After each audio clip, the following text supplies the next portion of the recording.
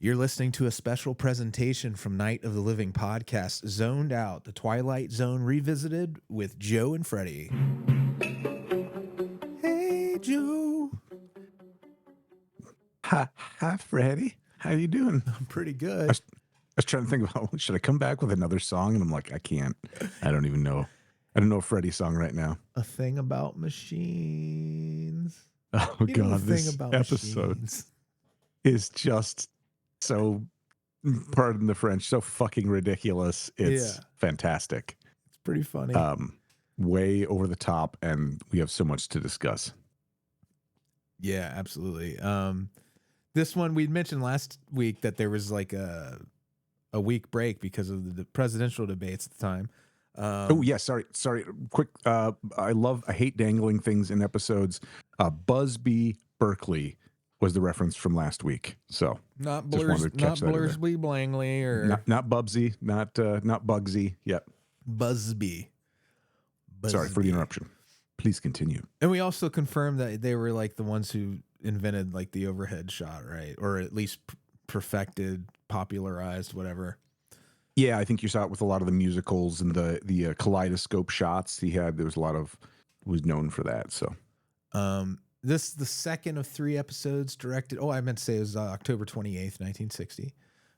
Second of 3 episodes directed by David Orrick McNerman. He did Execution and Back There. For more about him, just listen to our Execution podcast. Written by Rod Serling. Cast of 8, including Serling. Bartlett Finchley, he's a malcontent. He's a fussy man. First and only appearance by an English actor. He's known for playing fussy characters. He's best known as being Max Detweiler in The Sound of Music, the original film. He was also the voice of the caterpillar in Alice in Wonderland, the Disney Alice in Wonderland. Falkstein in Young Frankenstein. He had 67 acting credits. Engaged for several months to Maria Riva, the daughter of Marlene Dietrich. whoa, Which I thought was pretty interesting. You're talking about classic Hollywood stuff there. yeah, holy cow. Yeah, so apparently she thought he was wonderful in her biography. So that's nice to know. How sweet. Almost as well known in Hollywood for gardening as acting. What? Yeah. David Niven was a friend of his, said that he only took acting roles so that he could pay for like all of his gardening stuff. And he had like these huge gardens. Yeah. Oh man, I need some more money. I gotta get some petunias. It's like, wow, that's intense. You know what's really funny is I'm looking at this. I never once put his name in here. Oh, really? I took all these notes and I didn't get his Bartlett Finchley name. Yeah, he's got it right here is Richard Hayden. Richard Hayden. Thank you. I was like, I have Hayden in here, but I'm like, I don't have his right name. What did I do? So anyways, that's interesting. I can imagine him like in a gardener's smock with like clogs and all that. Ms. Rogers is Mr. Finchley's secretary, his at-home secretary. Did they ever say what? They don't really say what he does, right? He's just rich. No, he's a food critic. Oh, okay. Yeah. That one. He just writes articles and stuff specifically. And I captured some other dialogue on it which is just great, specifically from Barbara Stewart, Ms. Rogers. She is fucking awesome. I love her. She's just great because we'll get into it, but she meets him tete-a-tete and just for real destroys him. She's awesome. Good. Yeah. She was on Gomer Pyle. She was Sergeant Carter's girlfriend, Bunny. I don't know if you watched that in syndication as a kid. A little bit, yeah. Yeah. Because I feel like it was Pyle. It was like paired with Gilligan's Island a lot. Oh, yeah. Or they would pair it with Andy Griffith because I think it's a spinoff of Andy Griffith, right? Something like what that. A weird thing that we as like the edge of Gen X kids like watch so many really old shows and then all the modern stuff. You know what I mean? Like it's just such a weird I feel like that doesn't happen as much anymore. Like, are people watching Punky Brewster a lot, or No, I like don't. I don't think that. I just think we're a product of an age when TV stations needed inexpensive syndicated programming, and so we all had that same experience. So I think it's like right? everything is a la carte. So it's never. I don't think it'll ever happen again unless there's some sort of weird information revolution that happens. I feel like that makes us the generation that is like really the connective tissue between the. I mean, more so than other generations, we get some of the mentality and media experience of the boomers, and still have to and do relate to people who are transitioning to the like digital generation. I don't know. It's a Yeah. uniqueness. I don't want to make myself more special than I am, but Well, I you know, think that our parents' generations too, like the boomers and stuff, they were like the last ones to read like long form fiction regularly too. Like, right, right. so that's something that, with our generation, like a lot of people of our generation don't read. They just don't. Mm-hmm. Mm-hmm. Not for pleasure. Um, and I think it's true of the younger generation even more so. I think that long form fiction, especially, is just something people aren't into. And I think it's the same thing with like with us, we could take what we could get. So yeah, Yeah. I'm gonna watch Planet of the Apes in the middle again on a Saturday afternoon because it's what's on. Yeah. Well, and that you watch. It's a funny litmus test if you find somebody who to watch something like 2001: A Space Odyssey, the movie. Yeah. To watch that, some people would peel their skin off because it is so methodical Yeah. and gradual. What was the movie you were we had a conversation of a few weeks back Solaris, about. probably. Oh yeah, Yeah. about how slow that Yeah, was. that movie's incredibly slow. And I just watched 2001 again too, like for the first time in sequence completely because I've seen it in bits and pieces over the years. Um, Right. I should get back to Ms. Rogers, the Oh yeah, sorry. Barbara Stewart. Yeah, this is a one of a few connections to Cincinnati with this one. She was in a bunch of TV westerns and sitcoms too. But she attended acting school here in Cincinnati at the Schuster Martin School of Drama, and now that's called the Children's Theater of Cincinnati, which is kind of like a big cultural thing here. Nice. Yeah, and then she went to New York and studied, with Hagen and Adler. So that's a pretty big deal for the era. And she was a model, but mostly she was like comedy was where it was at for her. She was in Bachelor Party and Airplane, two Nice. great movies of the 80s. Which probably now are very problematic, but yes. Yeah, yeah, both of them. Second of, I'm sorry, TV Repairman. This is the second of 4 appearances from Barney Phillips. I know him most from the Will the Real Martian Please Stand Up is what I always think of when I Yes. Yeah. He's the guy behind the counter in that one when we get to it. But he was in the Purple Testament, and I already mentioned this one, but then Miniature, he'll also appear in that further on in the series. Listen to our Purple Testament podcast if you want to know more about him. The cop responding to Finchley's car rolling into the street.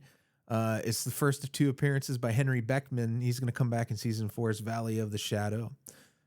He was like in all the TV genre anthologies of the time, like Alfred Hitchcock, Outer Limits, like all that. He appeared in 3 episodes of the X-Files too, which I thought was kind of cool that he has connections to both series. And he was in Squeeze, Tombs, and Chinga, which Chinga's, I think, That's a long career. Yeah, it is. I think Chinga Wow. might be the one that Stephen King wrote too. I'm not sure, but I'm pretty sure. He also was in Hitchcock's Marnie and The Brood, Cronenberg. So he worked with Hitchcock. He was on all the big genre shows, and he worked with David Cronenberg too. So Wow. it's pretty cool. And he's just the cop in this, but his career's all over the place. The intern, the doctor who's working the final scene of the episode, he's also from Cincinnati. His name is J. Overholtz. It's his 3rd of 8 appearances, and he's in the most episodes of any actor. The guy playing the doctor, who knew? And weird thing is kind of ironic to the content of this story, this episode. He died in an auto accident at age 43. Oh man. Yeah. This is one of a couple of episodes where a character questions the integrity of a TV repairman and ends up smashing his TV screen. The other one's called "What's in the Box." What's in the box? Stephen King has stated that part of this was part of the inspiration for Christine. This episode. Oh, awesome! Which makes sense. Yeah. Mr. Finchley's floor model TV is just like a super elaborate piece of furniture too. I just had I made a note of that. I'm like, the TV is crazy, like just lots of wood. It just looks like it was meant to last forever. It's one of those old console TVs where you had to show how luxurious it was by how much wood was surrounding it, right? Yeah, exactly. This episode kind of foreshadows this idea of being polite to AI that we have now, like whether or not, machines have feelings. Next week's the Howling Man coming up next week. I don't know why I have that in here. It's in my notes. I mean, I don't know why it's in there. I just stream of consciousness. Sorry about that. Also, can't speak. I love that this Finchley character to me also sets the basis for Dr. Smith in Lost in Space. Oh yeah, he's got that same vibe for sure. Like, I don't know if they're related, but he's like the that kind of very articulate, but another fussy character. Yes, fussy. And malcontent is like such a unique word that I feel like this is a great example of what a malcontent is. Yeah, definitely. Let's get into the meat of that right after this. All right, Joe. Let's talk about a thing about machines. So before the voiceover even kicks in, we see this gentleman pull up in a car, which I love, like seeing the weird things that we don't see anymore. Like he's wearing gloves to pull up, and he stops and parks and looks in his, you see that he's looking at the TV repair van that is in his driveway, and he goes over to his mailbox. His mailbox flips over from the top to look in it, and I was like, I've never seen that before. It's kind of cool. I have one of those weird mailboxes that opens at the top. Oh, really? Yeah, I hate it. Oh, I suppose. It's just one of those little boxes that they tack onto the side of the house. Oh, sure. Reach down into it. Oh, yeah. This one's it's like a full size mailbox, but the top just hinges over. The whole thing comes up. I was like, whoa. Anyway, so I like that it blew your mind. Yeah, I was just like, what? And there's his name on it, like all stenciled in wood or something. So anyway, he gets inside and he's looking through his mail, and the repair guy's there, and he just immediately starts setting into the repair guy, like talking about how much it's going to cost him. And at first I was like, oh, so maybe he's just joking around with them and this, that, but he just starts ripping into it. I'm like, dude, what's your problem? And there's this great exchange between the repair guy and Finchley that goes on for a while until the repair guy leaves. And so basically they're going back and forth, and the repair guy, so again, this is the fella who kind of reminds me of James Earl Jones in his voice, and his kind of he's got that wide smile. And he's like, the last time I was over here, you kicked your foot through the screen, remember? And Finch is like, I have a vivid recollection, thank you. The set was not working properly. I tried to get it to do so in a perfectly normal fashion. Doesn't it feel like the TV repairman is kind of flirting with him at one point? Did you get that at all? I did. I don't know. I thought he was just giving him giving him some guff, like kind of giving him shit for a while. But then, like, clearly, and I figured that was kind of the style at the time, but Finchley was having none of it. He was just like, well, it comes out in this next part. So he goes, by kicking your foot through the screen? Why don't you just horsewhip it, Mr. Finchley? That'd show it who's boss. Like, he's just full of sarcasm, right? But then Finchley comes back and he goes, "Supposing we stop this moronic small talk, shall we? And get down to some serious larceny. You may read me off. You may read me off the damages. Although I sometimes wonder what exactly is the purpose of the Better Business Bureau when it allows itinerant extortionists like you to come back week after week, move wires around, busily probe with ham-like hands, and achieve nothing but the financial ruin of every customer." I was like, okay. Yeah. Just say you're not into me. Yeah. And the repair guy's like, okay, so I'm just going to give a little trigger warning here. He uses a term that sent me down a rabbit hole, which I was pretty sure of the case, but he says, "We're not a Jip outfit, Mr. Finchley." And I was like, Yeah, it's "Ooh, exactly what it sounds like. no." And that is in reference to a very slanderous term of people who are Roma or Romani is probably the most common, more acceptable term. And you do a little search about that on Reddit, and you will find some people who do not like the Romani, all kinds of stuff. But I did find one little digressive story, just real quick, about this person who posted, again, who knows, it's Reddit. But he goes, "I learned after years of being told we were Native American that I am of," they said, "gypsy descent. And I learned by researching words we use in our family that I had never heard anyone use before." This is somebody, a plain underscore name on Reddit. This is from 15 years ago. And then he goes on to describe the different words. And I was like, whoa, I've never heard any of those words. It was just very interesting. So that's cool. Reddit for you. So it's just a list of Romani words, and they just happen to have been. Yeah, that's cool. Well, that they heard a bunch as a kid and like didn't hear anywhere else, and then they confronted their family about it, allegedly, in the back and forth here, and said, "Hey, look, we use these words, nobody else does. We must be, Romani." And they denied it at first, but eventually owned up to it. Isn't it interesting that people, they want to shed and quote unquote pass? It's I mean, I know people who are Romani descent, and who are real proud of that too.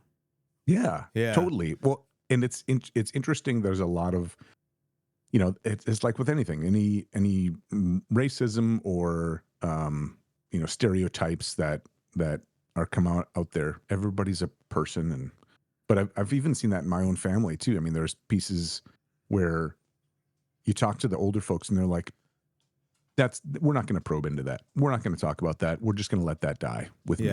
It's like, wow, okay. It's like name changes and all that a lot of times. Yeah, that's right. We have that in our family, a couple of name changes at certain points where you're like, well, why does this happen? Right, right. It's more than self-expression in some cases. That's wild. But so the TV repairman's a racist. Yes. Yeah. So he says that, Mr. Finchley, so the rest of this exchange goes, "We're legitimate we're legitimate repairmen. But I'll tell you something about yourself." And I'm like, ooh, it's on. Maybe you were right. Maybe they were fighting lovers. "That TV set doesn't work because obviously you got in the back of it and yanked out a lot of wires. And I don't know what else. Now, a month ago, you called me over here to fix your portable radio because you threw it downstairs. That did not work properly either." Well, that's the point, Mr. Finchley. Why don't they work properly? Offhand, I'd say it's because you don't treat them properly. I'll assume there'll be an extra charge for that analysis. What does go wrong with these things, Mr. Finchley? Have you got any idea? And he's just kind of friendly, like, do you know what, we're going back and forth, but what's going on? He goes, be honest with yourself, Mr. Finchley. Yes. Why do you keep bringing me back here to your home? Right. In my little t-shirt. You complain about the bill, but you keep calling me, so...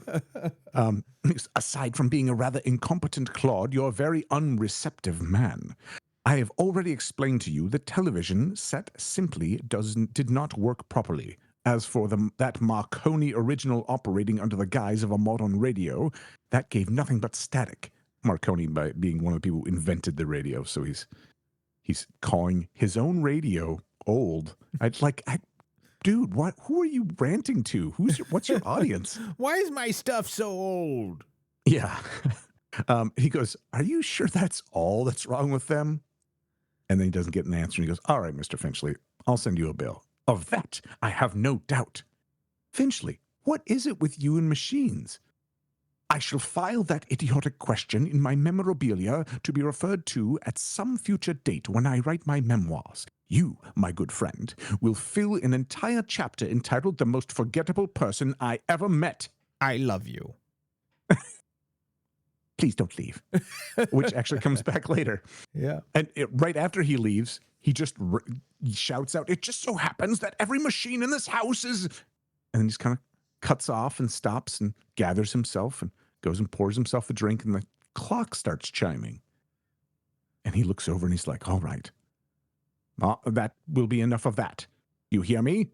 I said that will be enough of that. And he's trying to get the clock to stop chiming. And you're like, this dude is nuts. Yeah. And he goes, stop. And he smashes the clock on the ground, and it keeps chiming. And so he grabs the fireplace poker thing and smashing it in his little pieces. And then my favorite part is all of a sudden you hear Serling start talking, and it's a freeze frame with him like pulling the poker back to smash it again. And it was like... Finchley had been stuck in that house for 5 years. Like I was waiting for the voiceover to talk about. Anyway. Just to go complete Dukes of Hazzard style voiceover. Yes, exactly. Them Duke boys were. And so instead, Serling comes in and goes, this is Mr. Bartlett Finchley, age 48, a practicing sophisticate who writes very special and very precious things for gourmet magazines and the like. He's a bachelor and a recluse with few friends, only devotees and adherents to the cause of tart sophistry. He has no interest save whatever current annoyances he can put his mind to. He has no purpose in his life except the formulation of day-to-day opportunities to vent his wrath on mechanical contrivances of an age he abhors. In short, Mr. Bartlett Finchley is a malcontent, born either too late or too early in the century, and who, in just a moment, will enter a realm where muscles and the will to fight back are not limited to human beings. Next stop for Mr. Bartlett Finchley, the Twilight Zone. Which basically sums it all up. Yeah. So malcontent does not like stuff, doesn't like anybody, doesn't like anything. It's very reminiscent. This type of character, I feel like in genre, especially like horror stuff, this kind of fussy, reclusive kind of like character. I always think of like Creepshow, the guy they're creeping up on you. The millionaire up in his isolated tower, and for him, he's complaining about how nothing seems to work the way it should. It's always where the people in the service side of things are failing that person somehow. Well, and the blame is all external, right? Yeah. And none of they're not willing to look at themselves at all. Yeah, and you're like, well, you isolated 100% of your life, and that's why you're so mad at these things around you. They're the only other things that move, you know? Right. And it's interesting because this is kind of like it's a typical story, and we're only seeing like this angle of it around the machines, which is a kind of a funny vehicle. As we'll find out, there's all kinds of funninesses about it. Funninesses, not a word. It is now. And but there's a couple moments where it's like you see that theme reoccurring of this person's doing it to themselves. Like they have several opportunities, even in this episode, where they could do something different, and they almost do, and then they're just like so stuck in their ways. So it's almost like the romance story of like the people getting together, and the guy just never he's not willing to change. He's like, I'm just going to go back to cheating and doing drinking and all this stuff. And it's like, you have all these opportunities to change your life, and you just decide not to. And then it really levels up on him. He's doing all that stuff, and you think that might be enough, but then the devices start doing shit that's way above and beyond. Yes. I love it. Like, this is just a great, like, oh, you're gonna keep abusing us? All right. We're gonna rise up. So the next scene is him in there, and Miss Rogers is there, who this character is just fantastic. So she's there and she's typing up something and she hands it to him and he's Miss Rogers. And she says, "Is this all you've done?" And she goes, "That's all I've done. That's 30 pages in 3 hours and a half. That's the best I can do, Mr. Finchley," like very sarcastically, because she typed her ass off.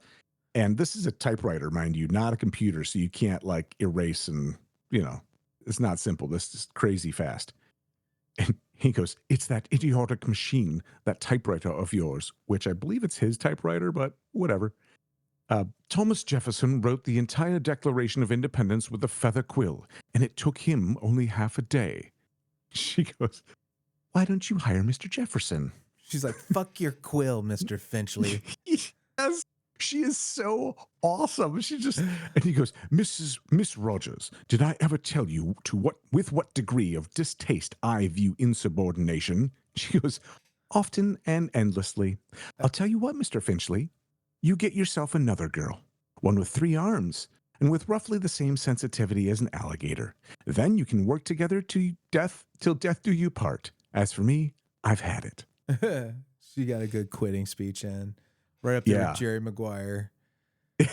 And then he's like, "And you are going where?"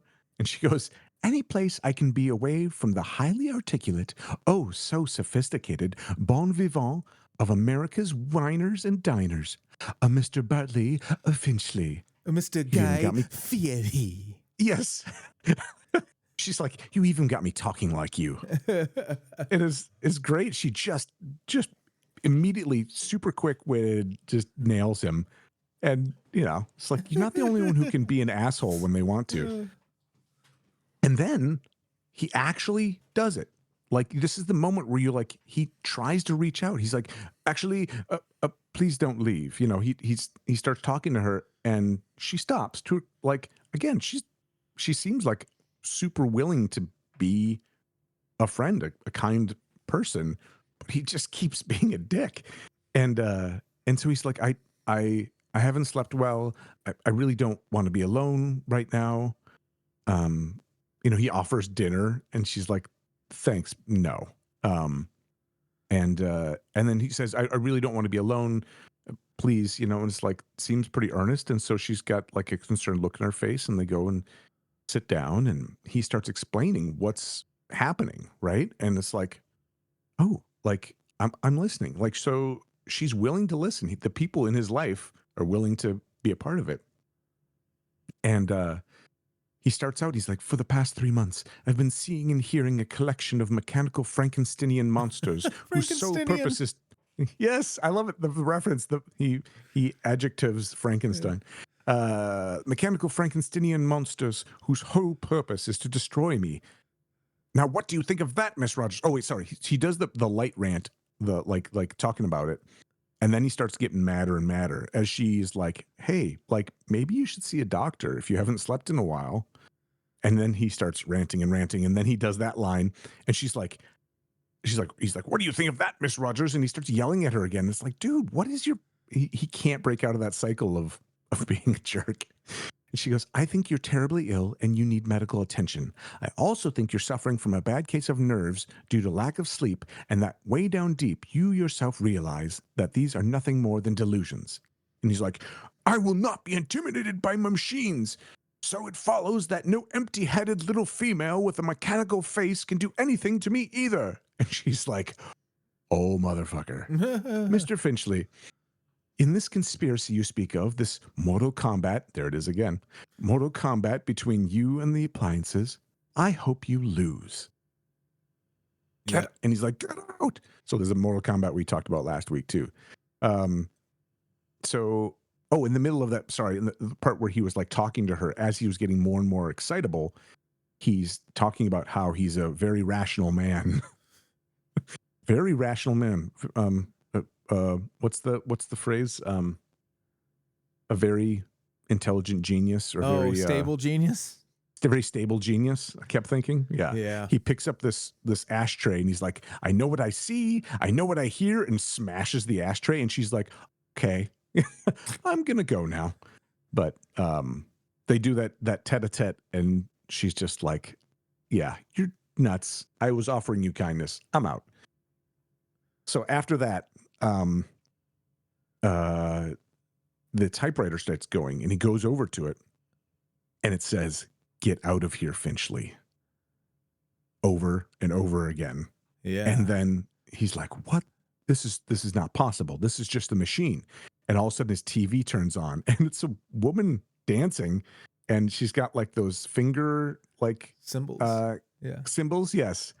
And she's like, and I was like, "What? Why is It's she like a dancing?" And then flamenco kind of style, I yeah, think. yeah. And she's dancing, stomping, dancing, and then she stops and looks at him and goes, "Why don't you get out of here, Finchley?" I was like, Scram Finch. what was that about? Why do we have a dancing? Like, okay, but like that's cool. And so that's going on at the same The time reason as the there typewriters. is Oh, yeah. there is a reason why they have a dancing person, and Okay. I just remembered it. They did it because they wanted to have a transition from the typewriter sound and a sound of her feet tapping.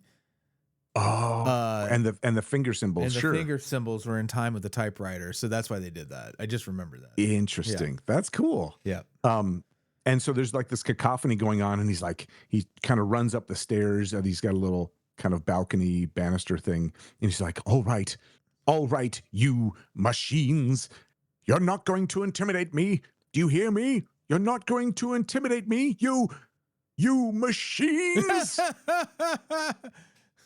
And as he does that, he's got like his arms out like straight, like he's like belting from the rooftops. It's way over the top. We need a super cut of all the characters who do the big thing, like crashing through bar windows and doors, and just all the real physical. And then it's in the what's in the tradition of that. I Know What You Did Last Summer, where what's her name? Jennifer Love Hewitt runs out into the street and spins around screaming at the sky. Yes. Yeah. The way over the top, like that happens at least 2 times a season, maybe in the Twilight Zone at least. Yes. And what's his face getting yeeted out the window, and so good. Okay, so we fade to black, comes back, and he's in his smoking jacket, and he's calling different women to try and have dinner with them, because clearly he's like starved for attention, but doesn't know how to act like a regular human being. It really makes me wonder, like, man, he must have had a messed up childhood or something. I don't know. The character. But yeah. I want to hear his backstory, but I kind of don't at the same time. So the first one, he's a VC Andrews character, probably. And the first one is too short notice. Like, you don't hear her conversation, but just him talking through it. And then the second one, he opens with a line, "How's my favorite attractive young widow?" It's like, wow. Oof. And after a little talking, he goes, "Oh, I'm delighted. I'll send you a wedding present." A womp womp. She got married. Womp womp. Yeah. Like, he's not calling them because he has any romantic interest in them. He just doesn't want to be alone. Right. He just wants some company, and it's like, yeah, people don't like you. You're kind of a creep. Not kind of. You're very much a creep. And then he's like, "Who needs you? Who needs any of you?" And then he talks about how the phone is like harassing him the same as everyone else. The phone didn't do anything. He's just pissed that nobody wants to talk to him. So he tears the phone cord out of the wall, It's the phone, throws it on the ground. Right. And then he goes over to shave, and the electric shaver kind of like rises up and lunges at him. And I'm like, oh my God. My favorite in the whole episode is the shaver. It's so great. It looks like a cobra. Like, it just kind of rears up and is lunging, and they do close-ups of his eyes like freaking out. It was so awesome. And you can't see it in this one, but later on, the razor comes back, and we'll get to that in a second, because it's one of those great old-timey shots. But he kind of tries to get away from that, and he hears the phone on the floor say, "Why don't you get out of here, Finchley?" So he's like, it's getting repeated over and over again. The machines are actually kind of talking to him. And then he hears a siren outside. So he goes outside and finds that his car has rolled down a hill, almost hit a kid. And so the cop's like, must have not forgot to put the emergency brake on. And as he's standing there, he turns to the car and he's like, "Monster, And, How and there's could this you? weird, this weird shot of a kid eating a popsicle the kid never says anything, and Finchley just kind of looks at him like, you you disgusting plebeian, Yeah, like he's a sideshow. you're so right when you say so much like Dr. Smith from Lost in Space. Yeah, yeah. He's just, ooh, no, right. He's like, all of you, when you're done gawking, you can gawk for 3.5 more minutes, and then this what do you say, underpaid gendarme. Yeah. It's like, dude, just the cop. And he tells him, he's like, then I'm gonna force him to get you off my property. It's just like I weird. appreciate this more. I never made the food critic connection. Like it just Mm, never stuck. That's what he did, and but now it makes sense that the way he speaks is probably the way he writes. exactly. Like way more words than it needs to be. Yeah, He's like super lugubrious with his words. Okay, then I just used lugubrious. a fancy word. Anyway, this kid eating a popsicle just kills me. So he goes back to his house and and he goes home and apparently changes into a tux for the evening. Yeah, he's not a And farmer, Joe. for the evening, and then gets a drink or a thing of like whiskey, like a decanter or whatever, and starts drinking. And you do the time lapse shot where it's empty, and he's just passed out in his tux on his couch from Yep, drinking. goes full Alec Wow, Baldwin. that's super. Wow. So sad life, and he wakes up, and his TV is going, and his typewriter, everything's telling him just leave. And so he goes over to the TV, and it's telling him to get out, Finchley. And he picks up a chair to smash it, and it's a weird scene because it looks like maybe he swung the chair kind of weakly, and they didn't want to actually smash the TV. So there's like a weird jump in the in the screen that you can tell from the better visuals now. And I think it was just a screen with a broken thing in it, because I don't know if he was strong enough to smash the TV. Those old TVs are some heavy duty. The tubes in those things, like Oh, and it was dangerous too. I mean, if those one yeah, of those things, that get shards of glass everywhere. And yeah.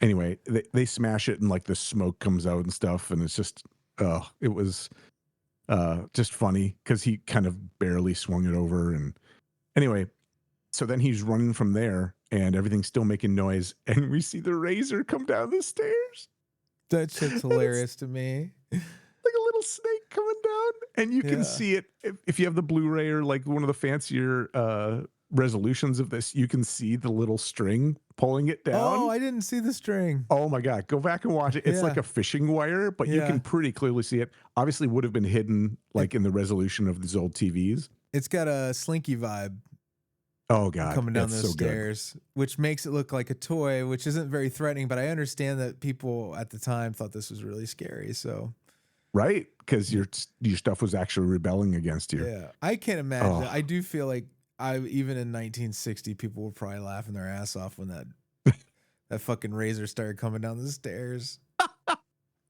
it was so good. And then he's like panicking, so he goes outside and slams the door, and then it's quiet. And then you hear,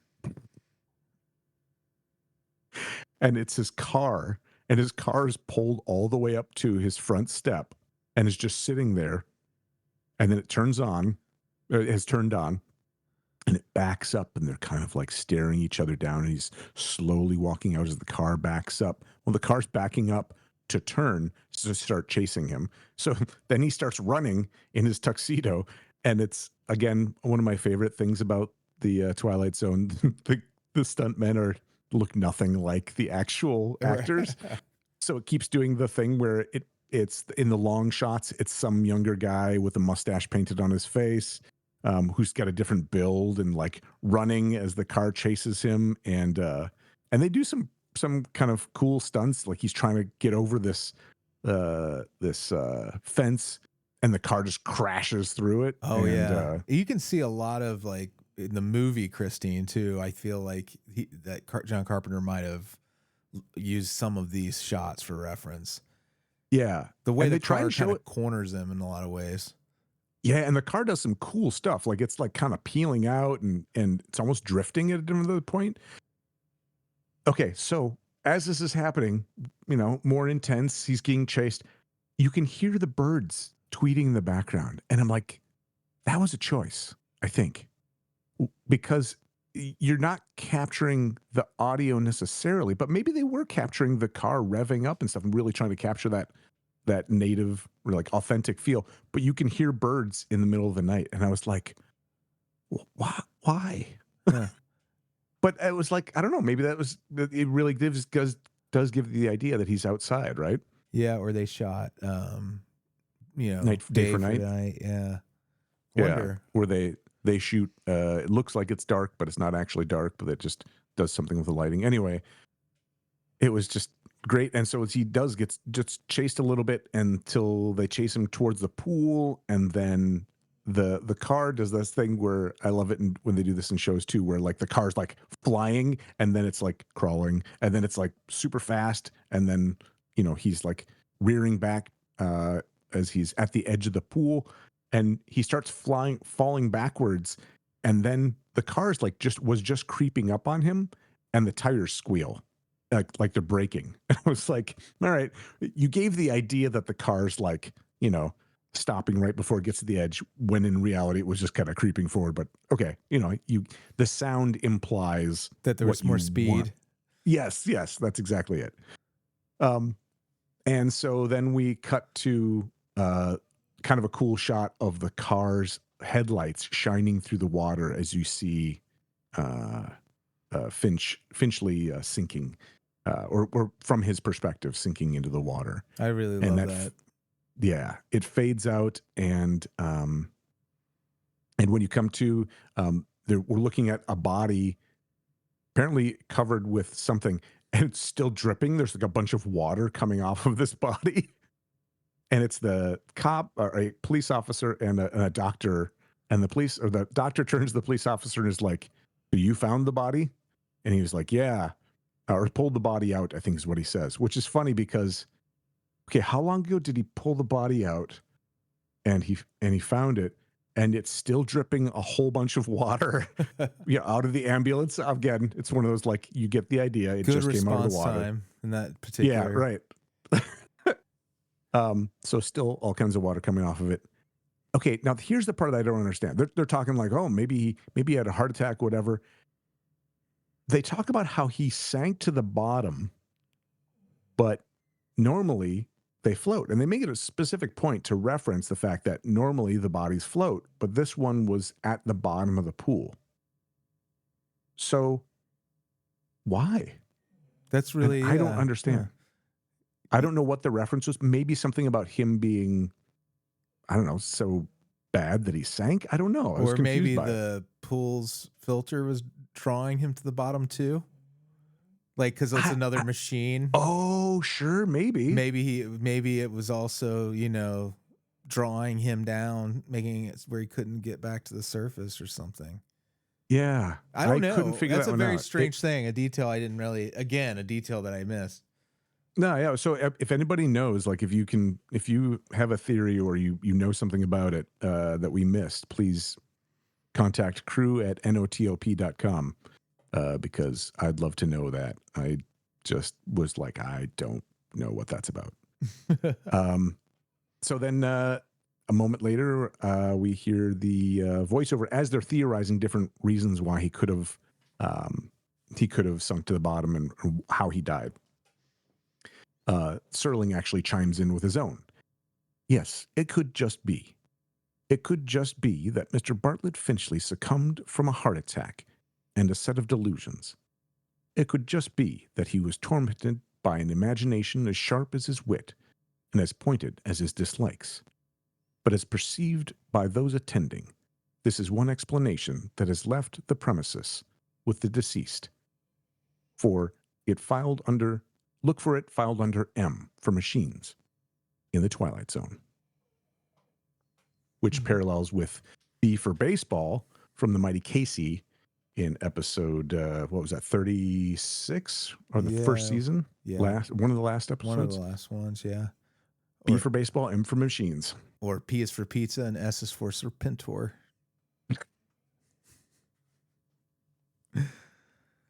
For those who don't get that reference, Freddie and I were talking about a G.I. Joe comic. We're talking about weird stuff that sits in our memories. There's a G.I. Joe comic. I think it was a G.I. Joe yearbook for 1987 that references Serpentor, the big villain, and he's talking to Dr. Mindbender over dinner or something, and they're having pizza, and Serpentor talks about how he invented pizza as Julius Caesar or Alexander the Great or some conqueror from long ago. And Dr. Mindbender's like, so you're telling me you invented pizza in like the whatever? Now I want pizza. Yeah, exactly. I am that suggestible. Why do we hang on to that stuff? Yeah. Well, we have a lot to look forward to because the next 2 episodes are really awesome episodes. Yeah. Bangers. Absolutely. Maybe we'll reach out to Matt there and see if he wants to join us. I think these are a couple of his favorites too. Totally. Next week we have The Howling Man, which is a personal favorite of both Freddie and mine. And the week after that is Eye of the Beholder. Eye of the Beholder. Yeah. Probably the most well-known episode of all time, maybe? Yeah, maybe. Yeah, quite possibly. That or 10,000 Feet or whatever that one is. Nightmare with 20,000, yeah. Yes, thank you. Yeah. All right. So, well, I'm excited. tune in next week. Thanks, Joe. Thank you, Freddie.